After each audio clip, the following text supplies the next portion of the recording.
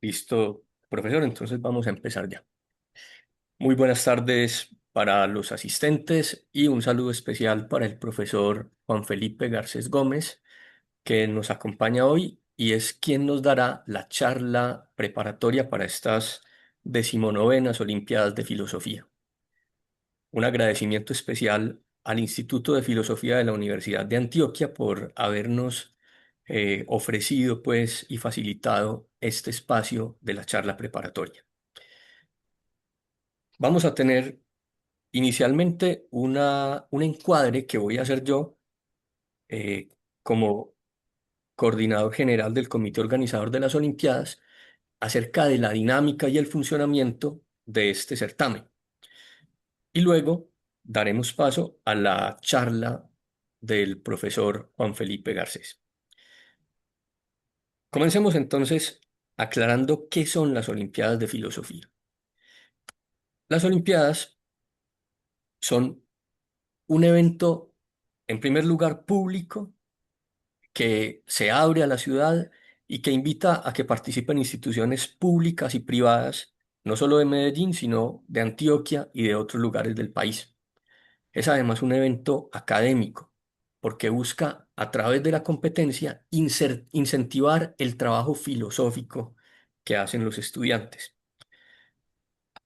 Es un evento competitivo, son unas olimpiadas, eh, pero donde lo que prima es el respeto por el otro y el compañerismo, la construcción compartida a través de ese pretexto de la competencia. Y busca ser un evento dinámico, donde fluya la creatividad y donde se puedan hacer propuestas para vivir mejor en sociedad. Estas Olimpiadas nacen inspiradas por el espíritu de la propuesta de filosofía para niños y en esa medida buscan desarrollar el pensamiento creativo a través de la filosofía y dan lugar entonces a momentos de lectura, de escritura, de discusión y de argumentación entre los participantes. Estamos ya preparando la decimonovena edición de estas Olimpiadas. La primera versión fue en 2006, cuando nos dedicamos a reflexionar sobre la ética y la política, y desde entonces, cada año hemos elegido temas que vinculan aspectos filosóficos relevantes con fenómenos o situaciones que estén ocurriendo en ese momento en la vida de la humanidad o del país. Así, por ejemplo, en los últimos 5 años hemos venido pensando filosóficamente sobre el presente y los desafíos que tenemos para el futuro en distintos campos, frente a lo tecnológico, frente a la democracia, frente al lugar que ocupa hoy el ser humano en un mundo tecnologizado. Y por eso, para este 2026, el tema que hemos elegido es el de el pensamiento crítico y la interioridad como modo de vivir con sentido en una época de aceleración. Las Olimpiadas se desarrollan en 3 etapas. Comenzamos con una fase eliminatoria en la que participan todos los estudiantes que se hayan inscrito como ponentes, como competidores, a través de unas mesas eliminatorias, donde presentan las ponencias que elaboraron de forma individual previamente y se hacen preguntas entre ellos y luego escuchan las preguntas y responden las preguntas del jurado. Eh, de las eliminatorias clasifican 16 participantes a la fase semifinal, para la cual tienen que elaborar una nueva ponencia que también leen en las mesas ante otros compañeros y ante un jurado. Y de cada mesa semifinal clasifica un estudiante a la final, donde debe presentar una disertación oral de 10 minutos, continuando en la misma temática definida para las Olimpiadas, pero con una pregunta de profundización. Para la ponencia inicial que van a presentar en la fase eliminatoria, deben responder a esta pregunta los participantes. ¿Cómo pueden contribuir el pensamiento crítico y la interioridad a una existencia con sentido en una sociedad que vive aceleradamente? De eso nos hablará más adelante el profesor Juan Felipe Garcés. Bueno, quiero recordar que en estas Olimpiadas nos apoyan la Universidad de Antioquia, la Corporación Otra Parte y la Universidad Pontificia Bolivariana. Eh, Nos apoyan, digo, a los profesores de Filosofía y Ética del Colegio San Ignacio, que somos quienes organizamos este evento desde el año 2006. Bueno, aquí podemos ver un esquema de cómo está estructurada la competencia, pues, en esas tres etapas eh, de las eliminatorias, que son el miércoles 6, se pasa a la semifinal el jueves 7 y a la final el viernes 8. Habitualmente tenemos cuatro mesas eliminatorias en la primera parte de la mañana del miércoles y cuatro mesas en la segunda parte de la mañana. Dependiendo pues del número de competidores, podrían ser más o menos mesas. De las mesas salen entonces los semifinalistas y de las mesas semifinales salen los cuatro finalistas.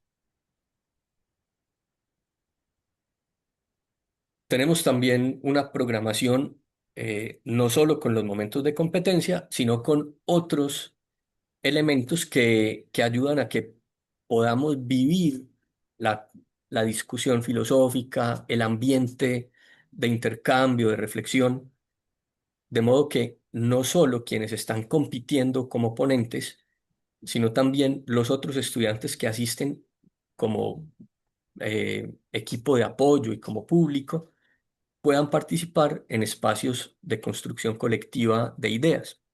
Por eso, el miércoles 6 tenemos un acto de apertura, luego las sesiones, la primera y la segunda sesión de mesas eliminatorias. El jueves 7 tenemos de 8 a 10 de la mañana un café filosófico, un espacio dinamizado por estudiantes del Colegio San Ignacio y por algunos profesores, que busca invitar a que todos los que estén participando en las Olimpiadas puedan contribuir a la reflexión sobre esta problemática que elegimos este año. Y luego, de 10:30 a 12:30, se tiene ya propiamente el espacio de las mesas semifinales. Y el viernes, el 8 de mayo, tenemos un espacio de cineforo que va a ser dinamizado por la Corporación Otra Parte, que es aquel centro cultural que mantiene viva la memoria del maestro Fernando González, el famoso filósofo de Envigado.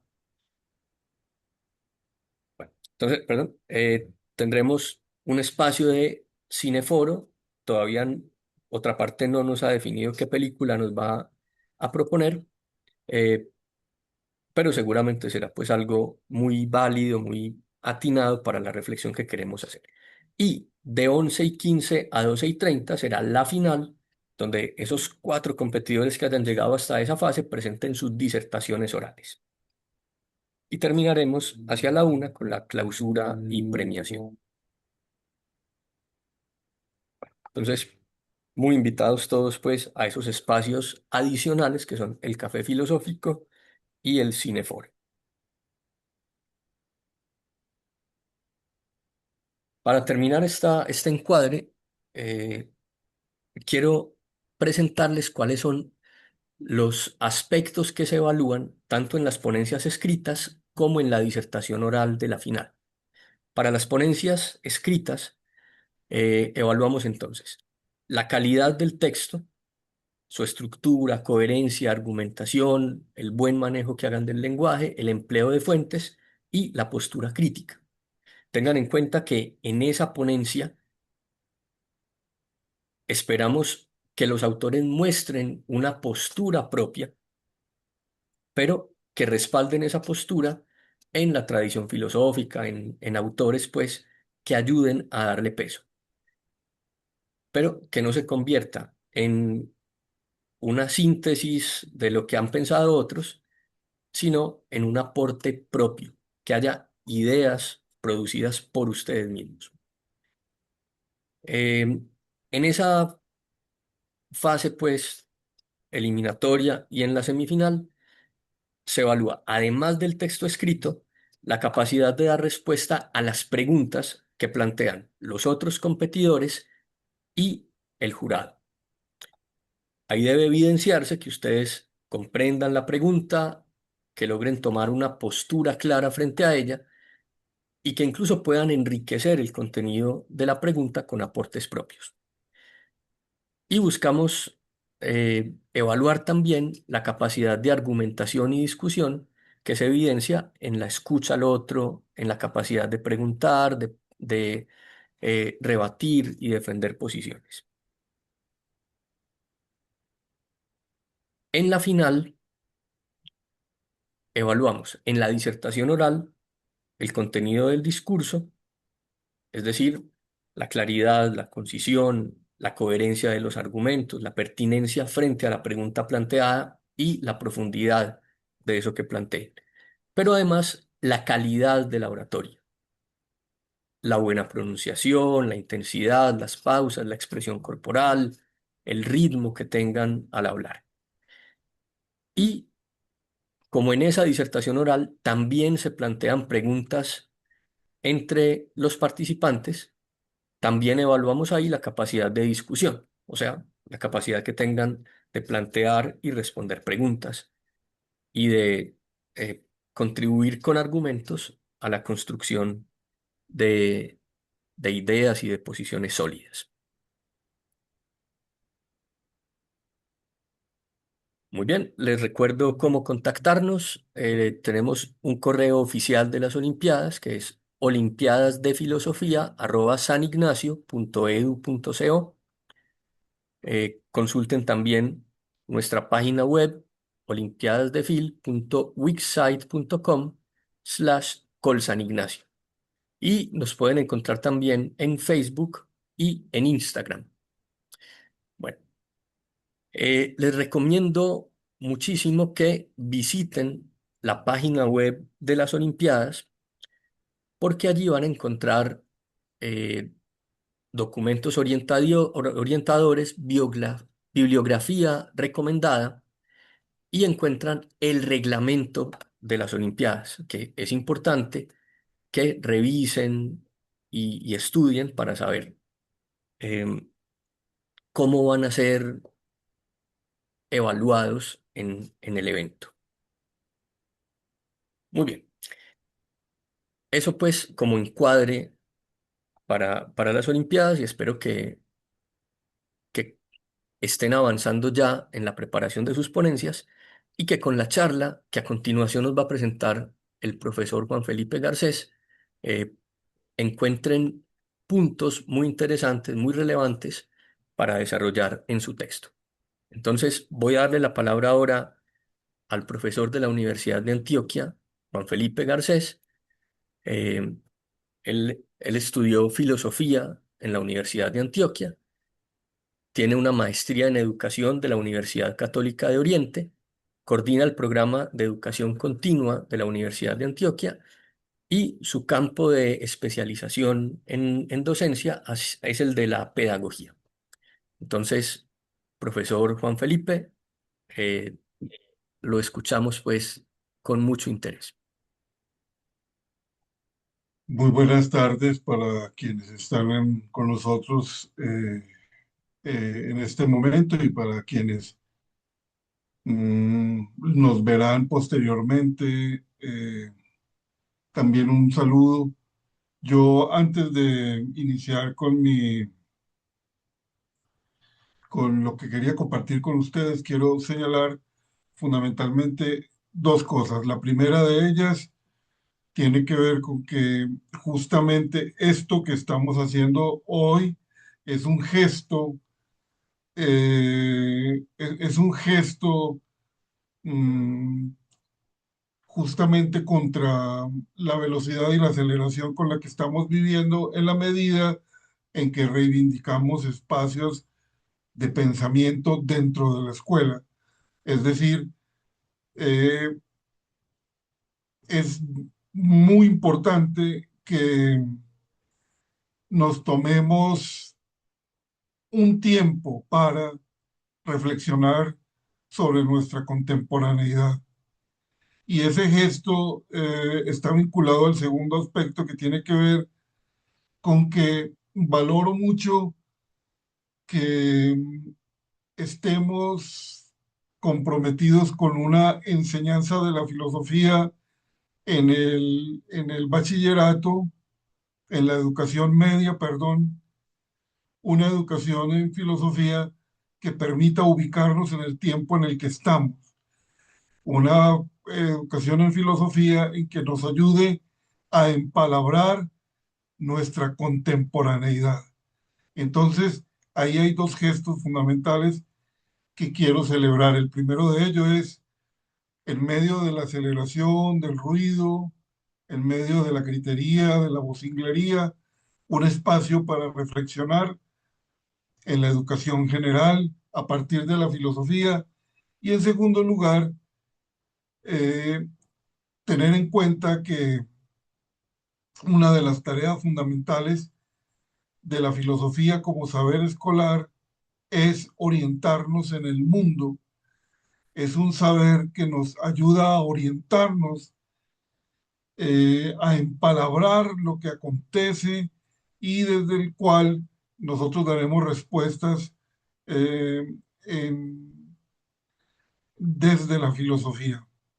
Yo quisiera comenzar señalando que la primera objeción que uno escucharía eh, al preguntarnos por la interioridad es que eso no es otra cosa que un deseo burgués de calma, un deseo burgués de tranquilidad, un deseo burgués de supuestamente silencio. Nuestro interlocutor, al cual imagino atento a cualquiera de los estruendosos llamados lastimeros de las redes sociales, a sumarnos a la causa de último momento, ese nos quiere movilizados, nos quiere agitados, nos quiere indignados. En tal sentido, pensar la interioridad, la intimidad y el pensamiento crítico en un mismo espacio parecería para ellos una claudicación ética y una torpeza histórica y política, una rendición descarada y un gesto cínico. Aquí espero, busco moverme en direcciones que nos ayuden a pensar esa intimidad como un espacio político, a pensar esa intimidad como un desafío ético y una búsqueda para una salida a la aceleración de la vida que bien ha tematizado eh, Hartmut Rosa. En primer lugar, yo quiero señalar que estamos en una época de aceleración, siguiendo al autor que acabo de mencionar, una época de ruido constante, donde curiosamente hay una cantidad de llamados a la interioridad, incluso una interioridad regulada dentro del mercado, una interioridad que exige tiempos propios, pero dentro de la regulación de la producción. Eso implica entonces que con Rosa vamos a tratar de encontrar unas alternativas y con otros autores a una interioridad no entendida como espacio de fuga, sino entendida como eh, un recurso para disponer nuestra existencia y nuestra forma de vida de otro modo. Por lo tanto, en primer lugar, como diagnóstico inicial, quiero partir del hecho de que vivimos en una era de la extimidad, es decir, vivimos en la exposición constante. Este concepto de extimidad proviene de Lacan y ha sido eh, propuesto por Sibila en el sentido de que si antes lo privado, la intimidad era un refugio, hoy el, el imperativo es publicar. Lo que se publica es lo que existe. Lo que no es público parecería no existir. En ese sentido, tenemos una primera definición de interioridad que nos plantea que no es un aislamiento, sí, frente a estas posturas, sino que es un espacio para la autoconciencia, el autoconocimiento y para la libertad, que es lo que quiero defender. La paradoja contemporánea entonces consiste en que nunca hemos tenido tantas herramientas de comunicación y sin embargo nunca nos hemos sentido tan aislados, tan solos, nunca nos hemos sentido incluso tan desconectados de nosotros mismos. Y en ese sentido es que el mercado nos vende unos sucedáneos de interioridad, unas pseudo experiencias místicas para llenar ese vacío. Por lo tanto, entonces, eh, requerimos preguntarnos por cómo es que la interioridad comienza a problematizarse y para ello yo quiero partir fundamentalmente de lo siguiente, y es que desde el siglo XIX, el sujeto, el que dice yo, el que supuestamente nombra una interioridad personal,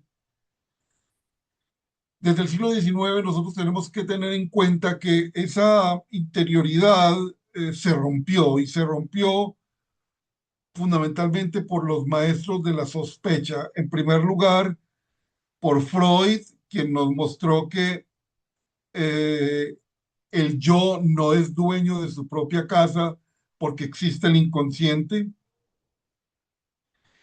Marx, que nos mostró que el yo está dentro del marco de unas regulaciones económicas.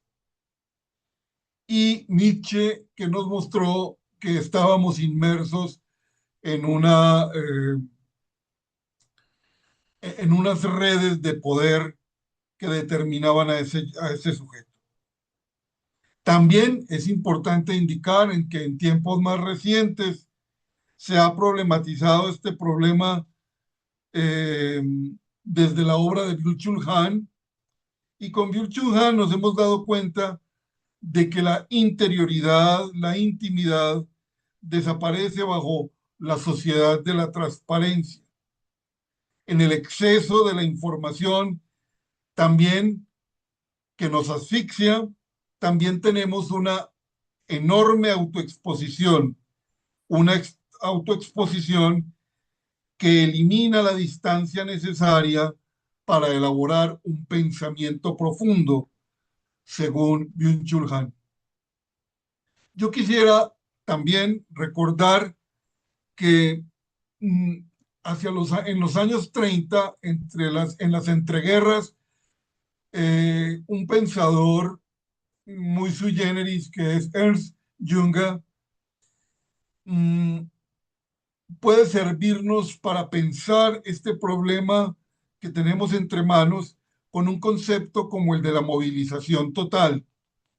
Para 1930 se publica su ensayo La movilización total y allí se reflexiona sobre cómo en esa Primera Guerra Mundial se transformó radicalmente la relación entre la sociedad, la política y la naciente tecnología, especialmente la tecnología que se usa en la guerra.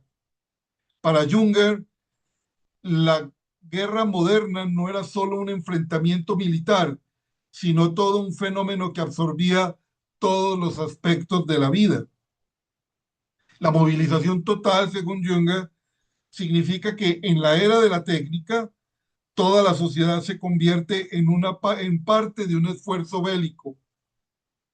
No solo los soldados, sino también los trabajadores, las fábricas, los medios de comunicación, en ese momento la radio, por ejemplo, y hasta la cultura quedan subordinados a la lógica de la guerra, a la lógica del conflicto. Por lo tanto, entonces estamos ante una comprensión, ya en los años 30, de la técnica como motor de la industrialización convertida en la guerra como un fenómeno estrictamente mecanizado, la sociedad entera concebida como un ejército donde cada ciudadano es movilizado directa o indirectamente, y una disolución de los límites entre la vida civil y la vida militar.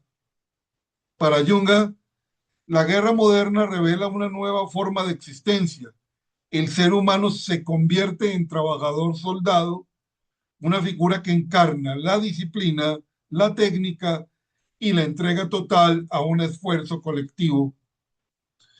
En ese sentido, entonces, y estas son las nociones que nos pueden ayudar a pensar nuestra contemporaneidad, el Estado se convierte en el organizador de la energía social, la cultura se militariza, es decir, se vuelve confrontacional, el arte se vuelve propaganda y la educación deviene en subordinación, todo ello orientado a la guerra. Y la vida cotidiana, toda la vida cotidiana, se transforma en que cada gesto, cada recurso, cada tiempo libre se orienta hacia la supervivencia nacional. En ese sentido, entonces, nosotros parece como si estuviésemos en una guerra, en eso que llamamos la polarización, donde parece que todos estuviésemos siendo movilizados, y en esa movilización total debemos percibir una advertencia y una descripción. Si bien es cierto que en la modernidad la guerra deja de ser un espacio aislado y se convierte en un estado permanente, esto reorganiza completamente la sociedad.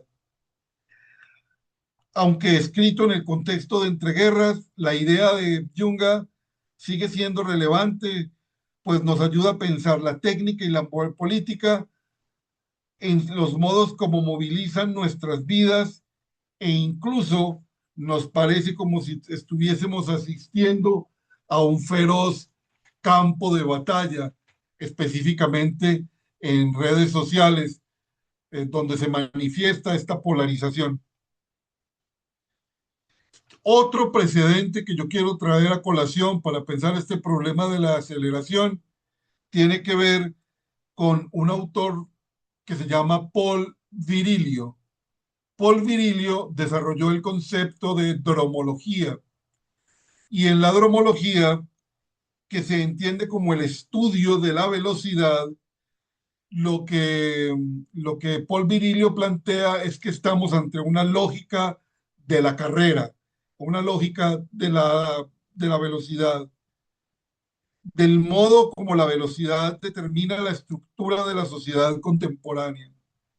Para Virilio, la historia de la humanidad no es solamente una historia de la economía o de la lucha de clases o de la política, sino una historia de la velocidad. Paul Virilio nos ofrece algunos conceptos para pensar estos asuntos y nos indica que, en primer lugar, la velocidad aniquila el espacio. Virilio sostiene que la velocidad en el transporte, pero sobre todo en las telecomunicaciones instantáneas, ha destruido la distancia.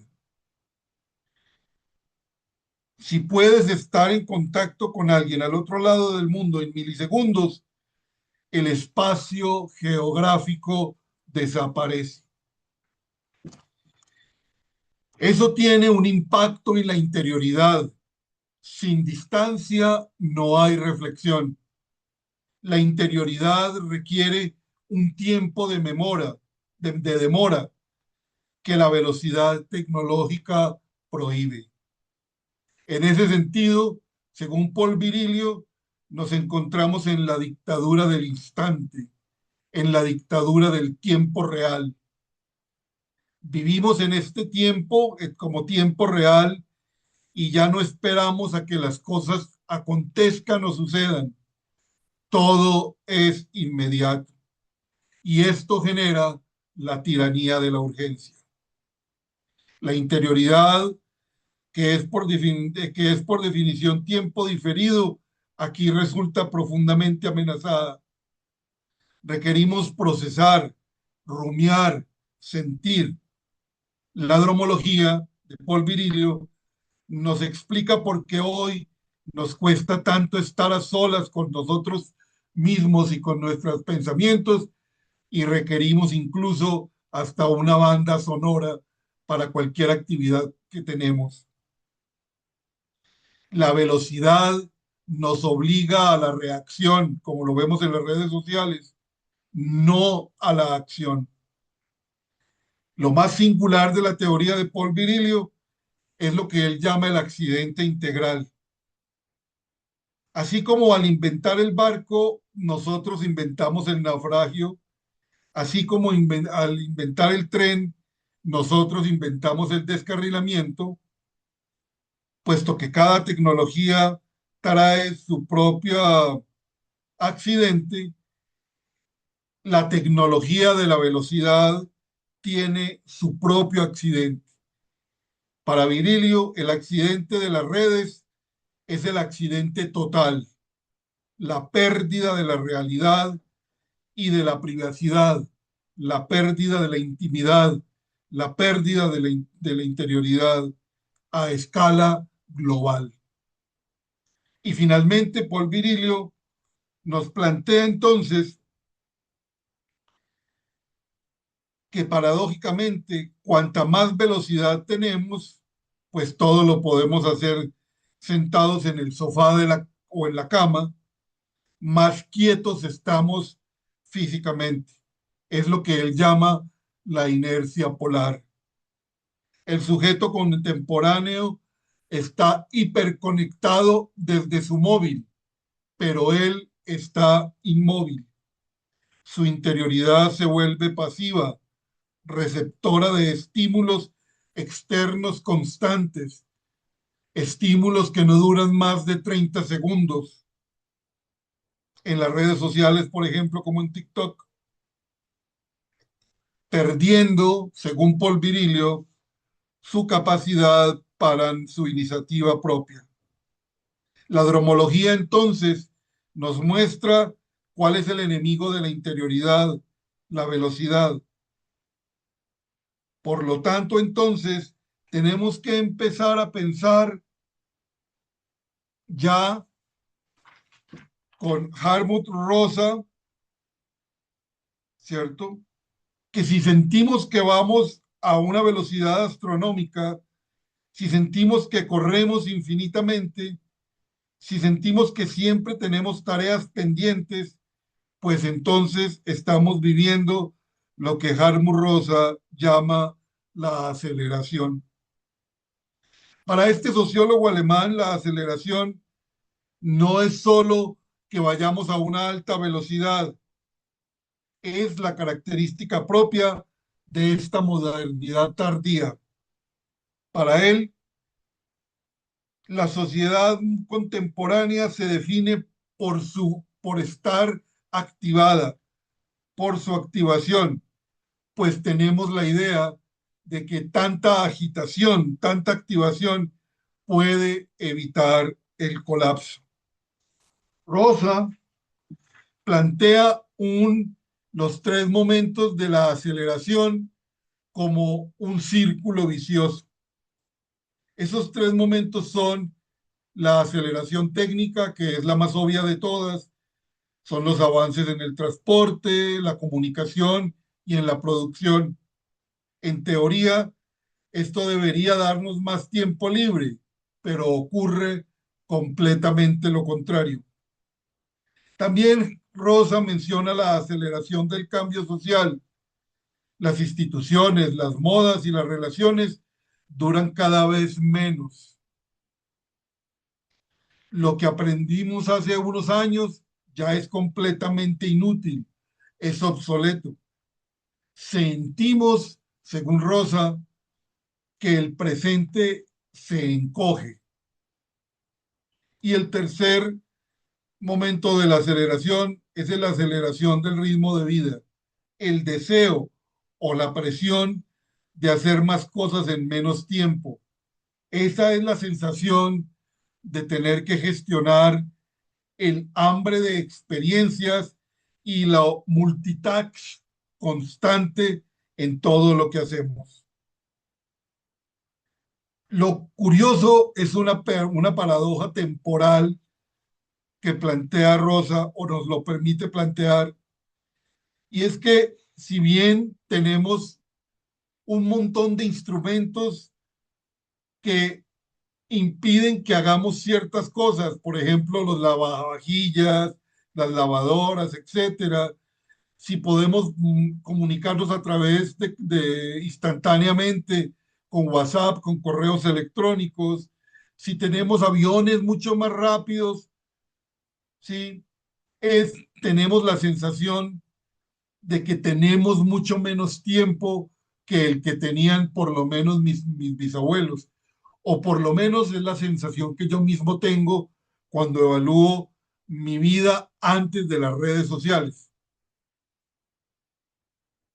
Para Rosa, el aumento de la velocidad técnica es superado por el aumento en la cantidad de tareas que nos autoimponemos.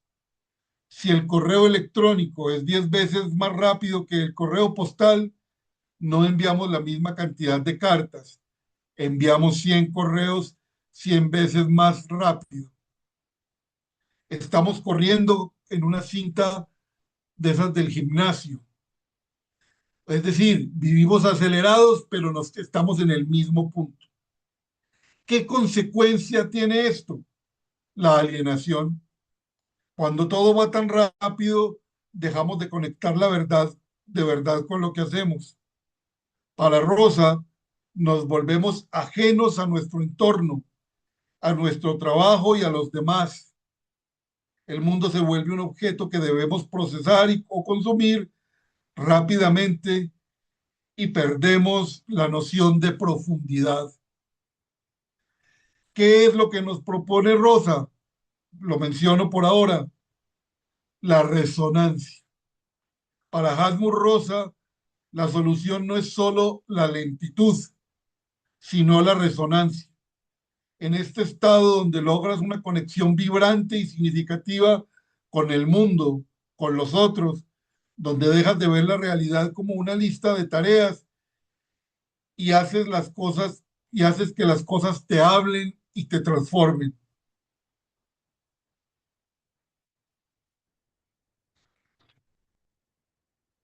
Yo dejo por ahora el discurso de Rosa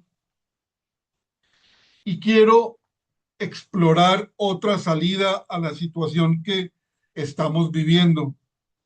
Y esa situación y esa salida la encuentro en Maurice Merleau-Ponty. Para él, la interioridad no es un fantasma en una máquina. Nosotros somos carne del mundo. Mi interioridad comienza en cómo mi cuerpo siente el espacio.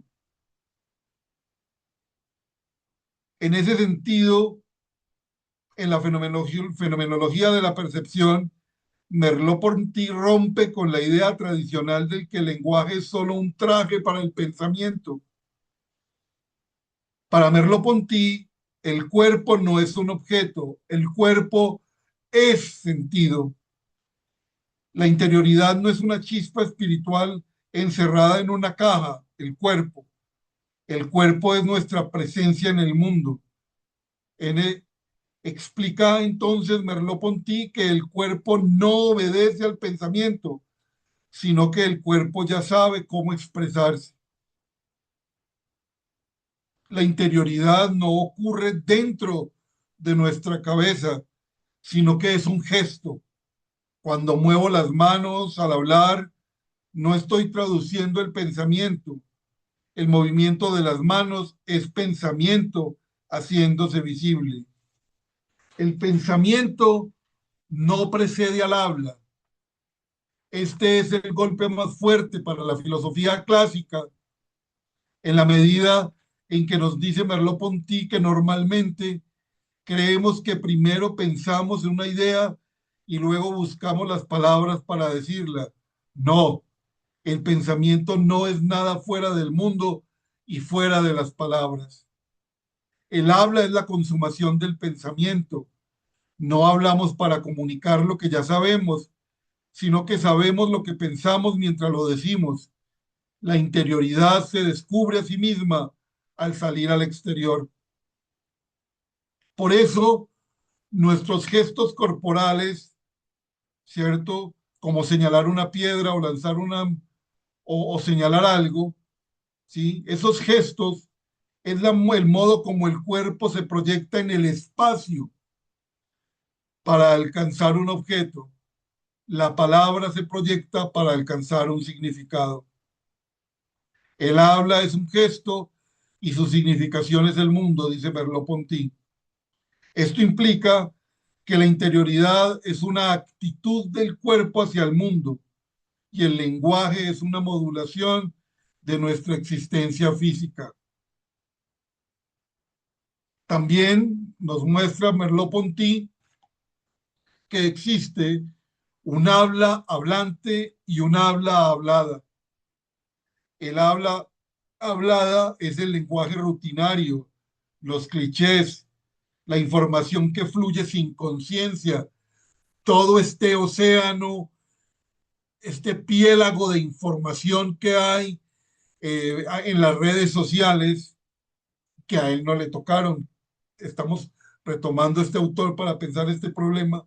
Todo ese piélago de información que nos habla, que fluye sin conciencia. Él lo llama a eso interioridad perezosa. El habla hablante, por el contrario, es el acto creador, el momento en que alguien dice algo que nunca se había dicho así.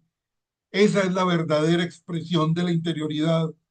Es cuando el silencio se rompe para fundar un sentido nuevo.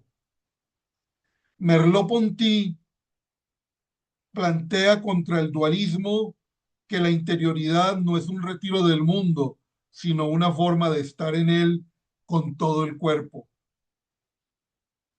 Defiende que el cultivo de la interioridad, Merleau-Ponty, requiere un esfuerzo para encontrar palabras propias, el hablante hablante, evitando repetir los ecos del mundo digital. Para Merleau-Ponty, la tarea fundamental es el silencio fecundo. Merleau-Ponty dice que detrás del lenguaje hay un silencio sonoro. Quiero recuperar esa idea de silencio sonoro. La interioridad es ese silencio cargado de posibilidades antes de que la palabra nazca. Otro camino que podemos trasegar, lo menciono aquí, es retomar con Foucault la idea de cuidado de sí. La interioridad no es algo que se tiene, es algo que se cultiva mediante prácticas como la escritura, como el silencio y como la meditación y como los encuentros como este que estamos hoy inaugurando. También con Immanuel Levinas es importante señalar que la verdadera interioridad solo se descubre cuando yo reconozco el rostro del otro. El yo de la interioridad también se constituye en la responsabilidad hacia el prójimo. Yo quisiera recordar aquí una frase de San Agustín de Hipona que dice, no salgas de ti mismo, vuelve a ti, en el interior del hombre habita la verdad. En esta frase de San Agustín resuena con urgencia la interioridad contemporánea, pues no debe ser un refugio narcisista, sino un laboratorio de libertad para luego salir al mundo con una mirada más fecunda.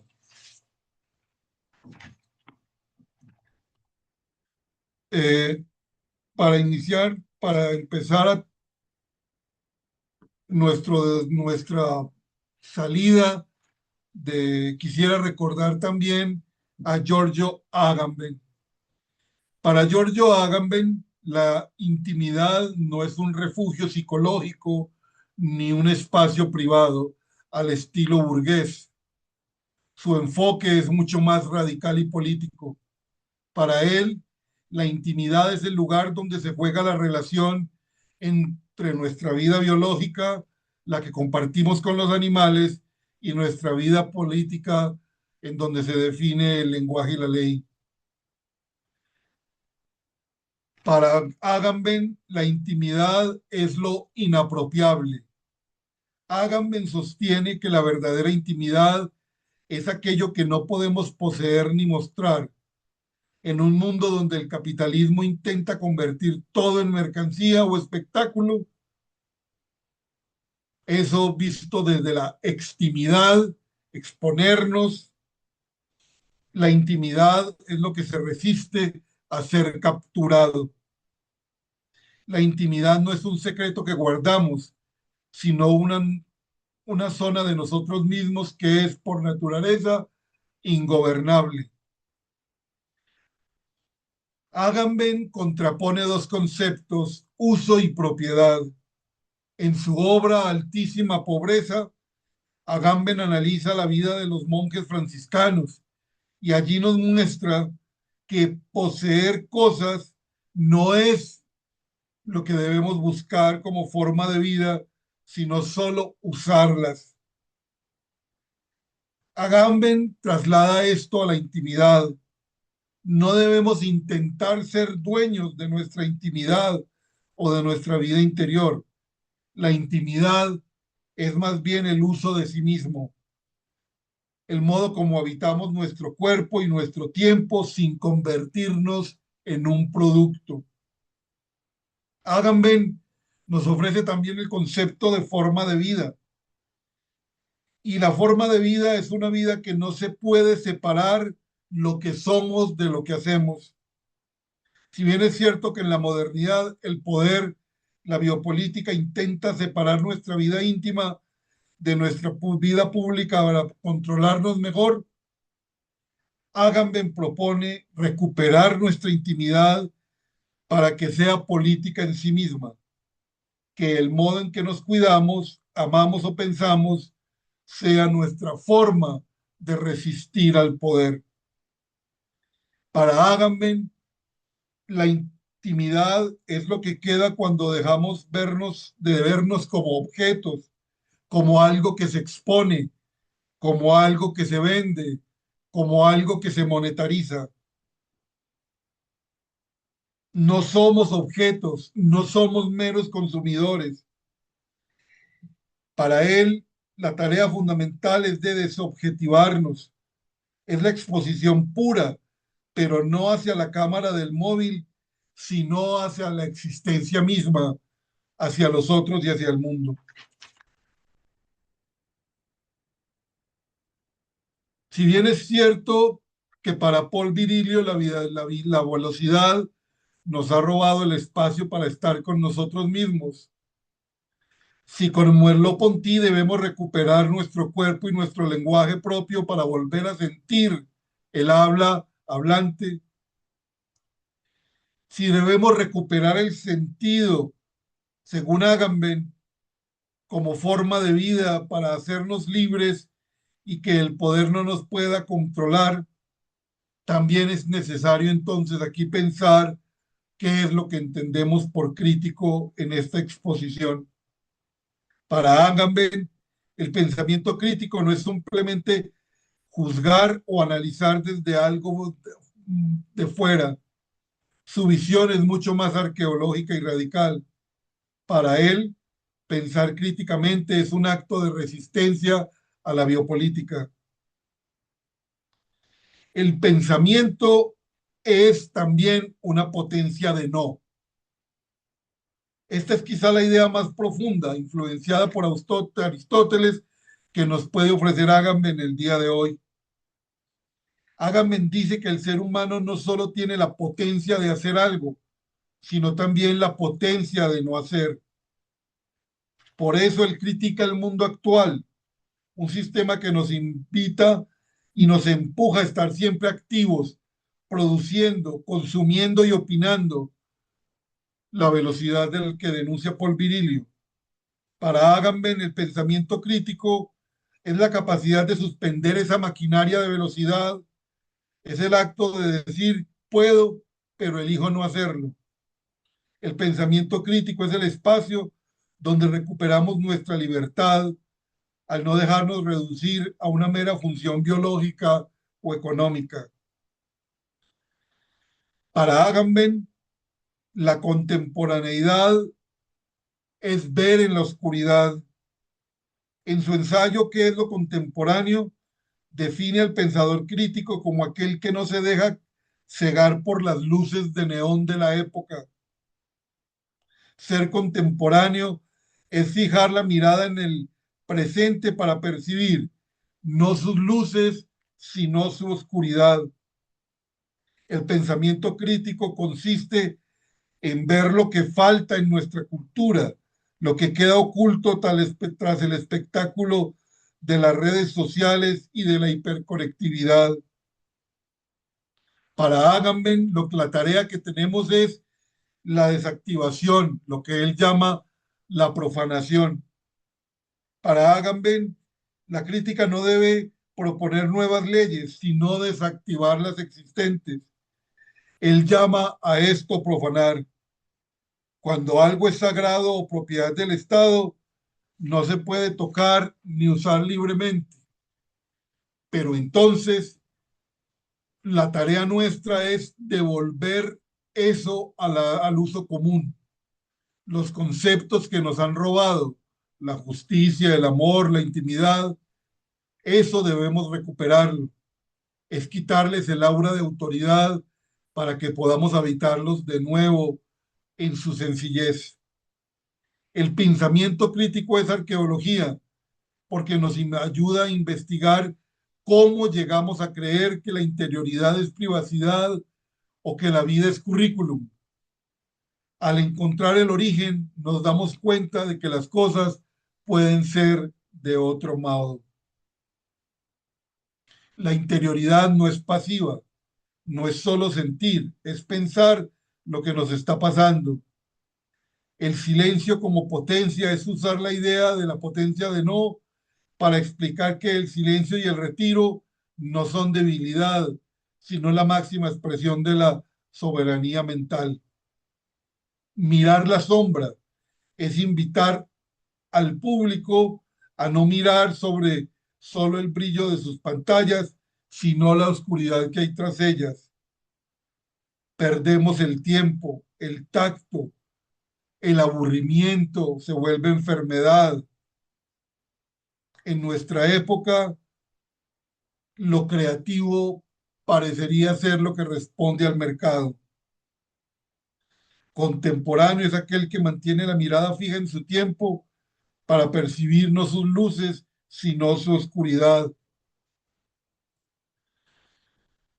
No sé si cómo estamos de tiempo. Profesor, tenemos todavía 7 minutos. Perfecto. Yo quisiera entonces,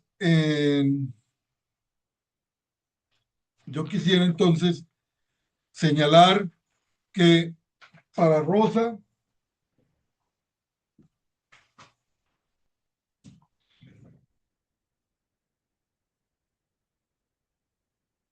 si, si para Rosa la modernidad se define como hambre de mundo, lo que queremos, donde queremos experimentarlo todo, estar en todas partes y procesar toda la información. Sin embargo, eso produce una paradoja. Como ya lo vimos, la aceleración técnica, los procesos son más rápidos, Sin embargo, tenemos la sensación de la escasez de tiempo y lo peor, esa escasez de tiempo, tener menos tiempo, vuelve mudo al mundo. Al correr tanto, el mundo ya no nos dice nada. Las cosas, las personas y los lugares se vuelven objetos que simplemente gestionamos o consumimos. La interioridad se vacía porque no hay tiempo para que el mundo nos afecte. Por eso Rosa propone la resonancia. Es una forma de relación con el mundo en la que yo y el mundo nos transformamos mutuamente. No es un eco. En el eco solo oyes tu propia voz, como en las burbujas de algoritmo de las redes sociales. La resonancia es vibración. La resonancia ocurre cuando algo externo, un libro, un paisaje, el encuentro con otra persona, una idea, te toca y te hace vibrar y tú respondes con tu propia voz. La interioridad resonante no es un búnker donde me escondo del mundo, sino una caja de resonancias. Si no hay espacio interior, no hay lugar para que el mundo vibre. Eso nos lleva a otro concepto de Rosa, que es el de la indisponibilidad. Rosa critica que en el mundo moderno todo sea disponible, comprable, programable, el amor, el clima, todo lo podemos supuestamente controlar. Sin embargo, el mundo que realmente nos hace felices es el de lo indisponible, aquel que nos sorprende, que no podemos controlar totalmente. El cultivo de la interioridad es nuestra capacidad de ser sorprendidos. Si todo está bajo control, como lo señala Agamben cuando habla de los dispositivos, la resonancia muere. Dice Helmut Rosa, la vida buena no es la vida más rápida ni la que más consume, sino la que más resuena. Cuidar la interioridad es mantener afinado nuestro instrumento para que en el mundo pueda volver a sonar en nosotros. Yo quisiera eh, cerrar señalando que lo que tenemos que desarrollar entonces, siguiendo a los autores que hemos puesto en consideración durante esta presentación, es hacer, es construir una forma de vida desde el silencio para que pueda resonar los objetos, el mundo y pueda resonar nuestra relación con nosotros. Espero haber satisfecho las inquietudes del auditorio, espero haber satisfecho las inquietudes de quienes tuvieron a bien invitarme y quedo a disposición de ustedes para continuar la conversación. Muchas gracias y para quienes están aquí con nosotros en medio de esta semana de receso, dejemos resonar lo que acontece por estos días en nuestras vidas. Muchas gracias. Muchas gracias, profesor Juan Felipe. Y sin duda que en este recorrido logró usted explorar muy bien y satisfactoriamente esos tres conceptos que tenemos involucrados en el tema de las Olimpiadas, el de aceleración, pensamiento crítico e interioridad, y nos deja unas provocaciones muy significativas. Yo quisiera que aprovechemos con quienes están conectados precisamente para tener, como usted decía, un espacio de conversación. Entonces, si alguno de los participantes eh, desea hacerle alguna pregunta al profesor Juan Felipe, pues bienvenido sea.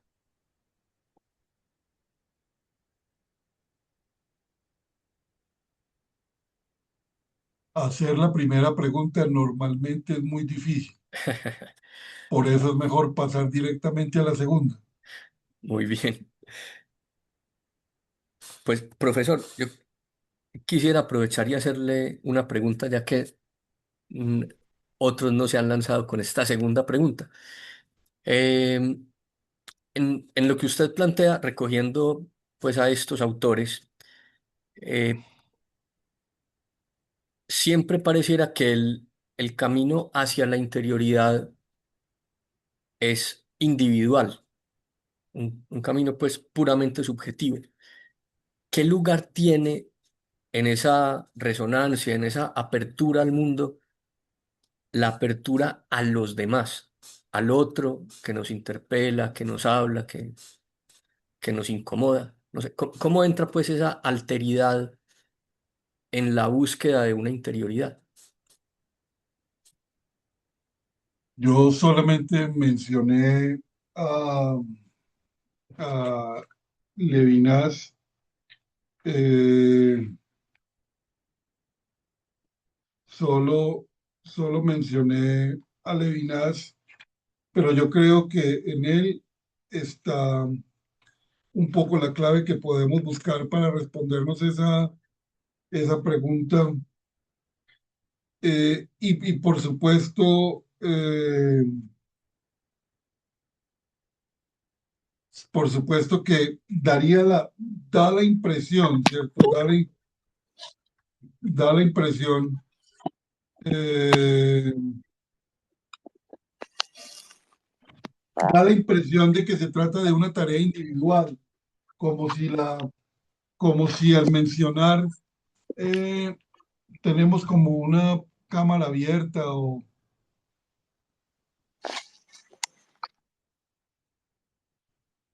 bueno, eh, su pregunta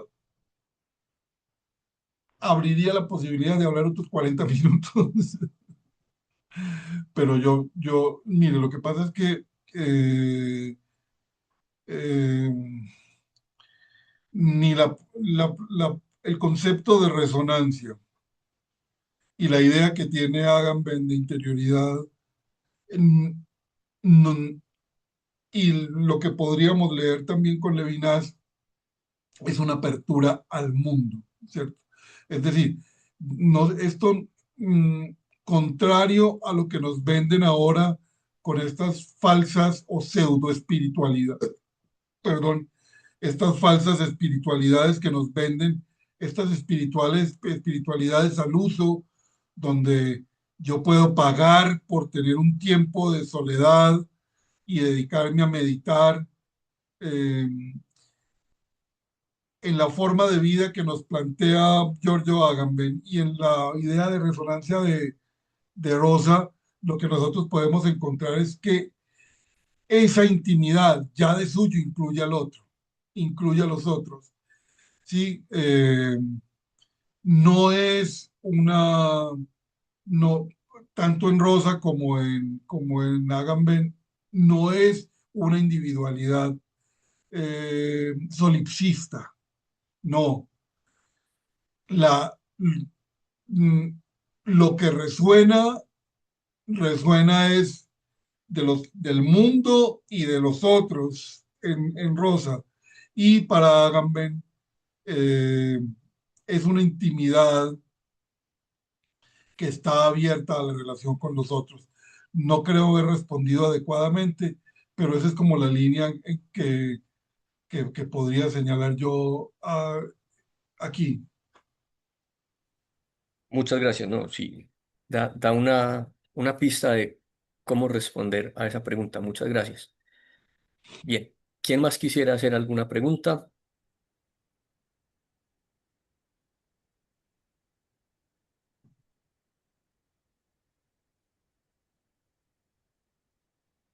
Bastante silencio, muy apropiado para la fecha.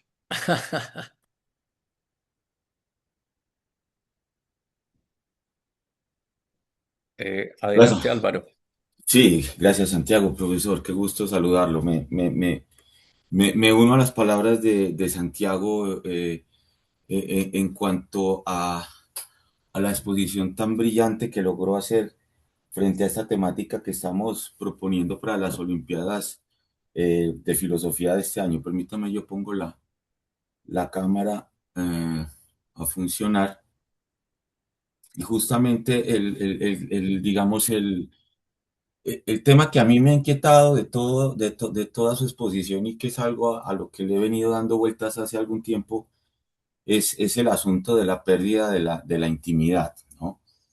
Como una condición muy, digamos, contemporánea y que viene siendo constantemente amenazada solamente por el ambiente político que vivimos hoy en día, donde pareciera ser que los debates se están concentrando es en la vida privada de las personas que participan ¿no? en la esfera política.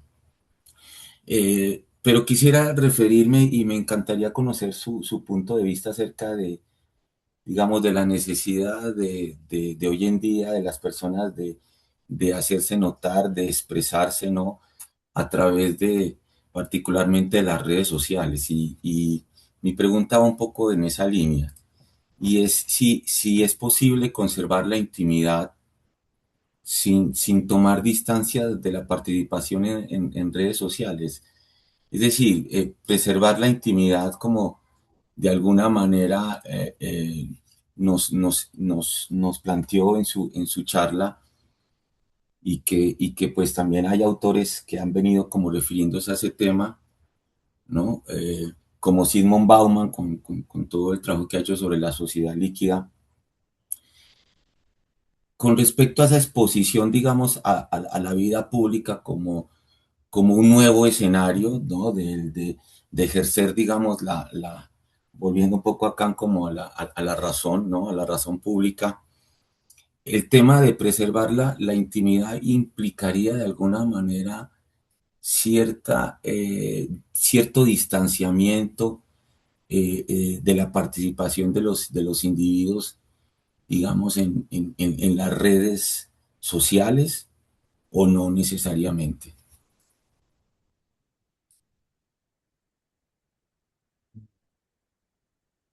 Bueno, esa es la inquietud. Gracias. Eh,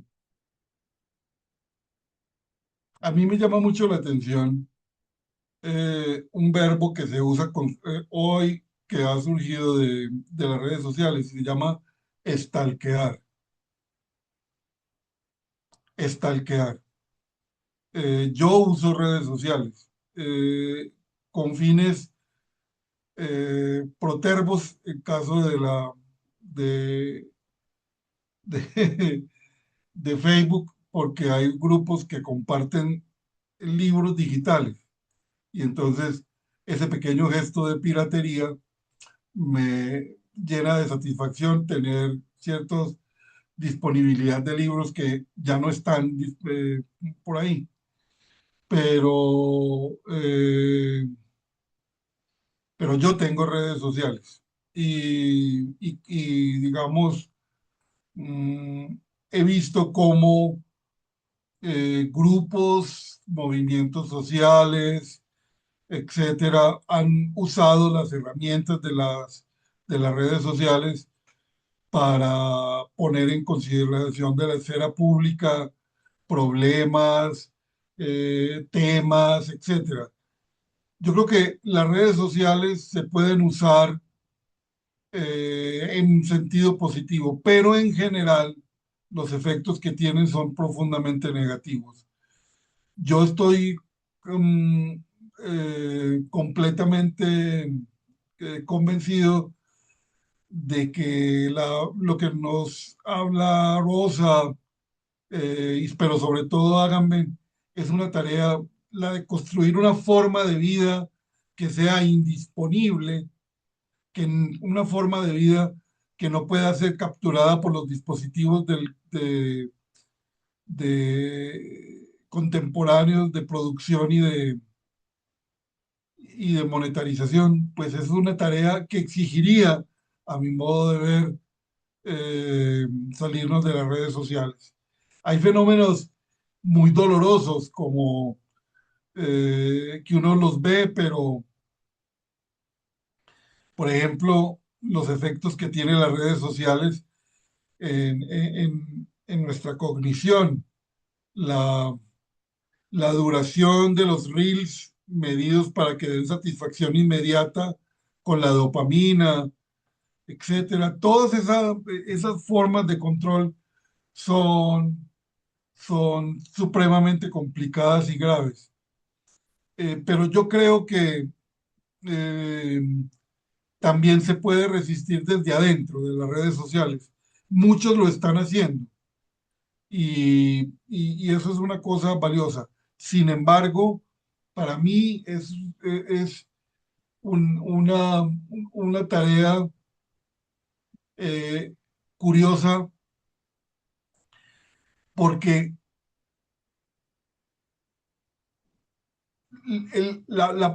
hay algo que me llama mucho la atención, es que cuando alguien estalquea a otra persona y no encuentra nada en redes sociales, inmediatamente piensa que esa persona es rara, es extraña. O sea, cuando una persona no tiene presencia en redes sociales, para los otros que lo estalquean, que lo buscan, que quieren saber algo de esa persona, pero no está en redes sociales, esa persona que no está en redes sociales no es que no exista, sino que es rara, muy rara, e incluso hasta sospechosa de algo, ¿cierto? Por algo se estará escondiendo. Eso es lo que me parece a mí complicado, la exigencia de exposición, la exigencia de presencia en las redes sociales y ser considerado raro cuando no se está en las redes sociales. Eso es un fenómeno que a mí me llama mucho la atención. Y sobre todo lo que más me preocupa a mí es que evidentemente hay dos Juan Felipes. Un Juan Felipe que es el que creo que soy yo y hay un Juan Felipe de las redes sociales, que también me preocupa. Al usar las redes sociales se va generando como un yo digital y me ofrecen, ¿cierto? Con el algoritmo me ofrecen lo que se supone que yo quiero tener. Y entonces, no solamente tengo inconsciente, sino que también hay como una suerte de inconsciente digital que sabe qué es lo que yo deseo, qué es lo que yo busco, qué es lo que yo quiero. Y ese es el que más me preocupa. Eh, que me preocupa, por ejemplo, gustos musicales, etcétera, que, que se expresan allí. Espero haber dado respuesta a su pregunta. Qué pena. No, fantástico, no, no, incluso no me imaginé que usted pues tuviera tiempo y le interesara pensar en estos asuntos de las redes sociales. No lo veía por esos lados, pero ya que lo escucho mencionar la verdad, veo que para las personas que nos dedicamos como a reflexionar, digamos, con cierto rigor frente a lo que está pasando, no podemos, digamos, darle la espalda a todas estas cosas que hoy en día nos están de alguna manera inquietando y que se convierte en una amenaza para nuestra intimidad, ¿verdad? No por casualidad también hoy en día se está hablando de la dictadura digital, ¿no? Algo mencionaba en relación con los algoritmos, pareciera ser que uno de los caminos es como jugar a ser otro cuando uno está ahí, ¿no? Para no ser realmente, para que esa parte de la privacidad se mantenga un poco intacta, ¿no? Y que no se llegue a ese lugar, porque en el lugar, en el momento en que eso se expone públicamente, ¿no? Pues, y si desaparece la intimidad, creo que esa es una pregunta que alguna vez yo les hacía a unos estudiantes a raíz de todo esto del panóptico digital, ¿no? Y es, ¿qué pasaría si en algún momento perdiéramos completamente la privacidad, ¿no? Pues como en qué nos convertiríamos, ¿no? O sea, dejaríamos de ser realmente humanos, ¿no? Entonces, bueno, profesor, le agradezco mucho, Juan Felipe, por habernos compartido esas ideas tan valiosas con respecto a todo esto que tiene que ver un poco con el impacto que causan las redes sociales como en la construcción de nuestra subjetividad. Muchas gracias.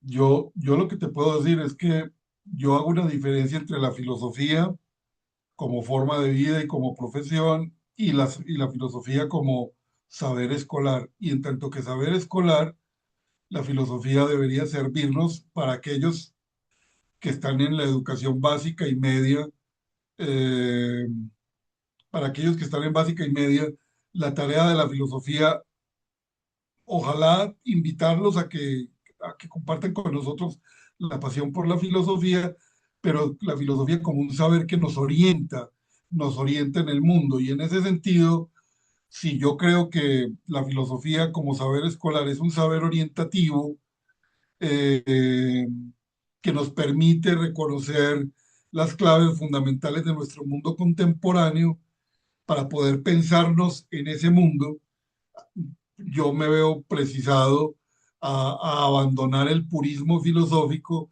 y ocuparme de estos temas, porque son fundamentales para, no solo para los jóvenes, sino también para nosotros. Por ejemplo, yo quisiera terminar esto indicándole que una de mis más grandes preocupaciones es, es una actitud que yo estoy notando en los estudiantes de estas generaciones más jóvenes, y es la idea de que ellos ya lo saben todo. O sea, yo lo sé todo porque, porque tengo disponible todo el saber, ¿cierto?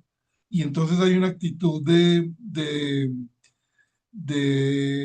antiintelectualismo. No, no, no, ¿para qué eso está en las redes sociales? No, no, no, ¿para qué eso está? Yo lo puedo consultar. O una expresión que me ha llamado mucho la atención, eso yo ya lo vi en tal parte. Yo digo, pero, pues sí, es decir, es la misma sensación que tenían los habitantes de Alejandría con, con la biblioteca de Alejandría. Sí, ahí está la biblioteca, pero usted ya la leyó, ¿cierto? Y hay un montón de cosas que a mí me llaman mucho la atención. Por ejemplo, yo estoy desbordado porque, por ejemplo, yo veo a mis estudiantes que en clase, en la universidad, están jugando o escroleando.